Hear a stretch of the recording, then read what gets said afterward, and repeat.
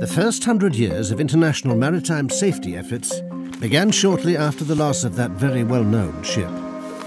The world's first convention met to set higher standards.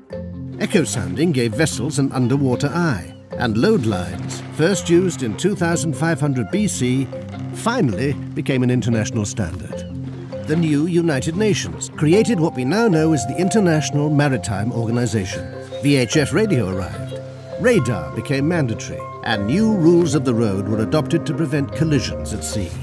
Then, in 1979, the IMO set up an organization to establish a maritime satellite communication system.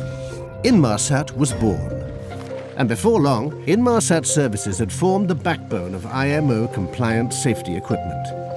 Then the internet arrived, and with it, Inmarsat's FleetBroadband service, seeing 505 emergency calling and voice distress. So, 100 years on, we ask, what's the future of maritime safety?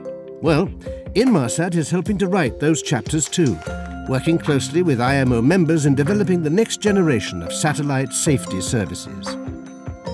Using the FleetBroadband platform, the Maritime Safety Data Services will include a user-friendly interface for maritime safety information, distress alert and priority messaging, pinpointing location and putting vessels directly in touch with the nearest rescue coordination center. Inmarsat's latest safety innovation, Distress Chat, will mean vessel, shore and vessels in the vicinity can communicate together. Should the time come for smaller vessels to adopt GMDSS, those equipped with FleetBroadband will have everything they need, ready to use.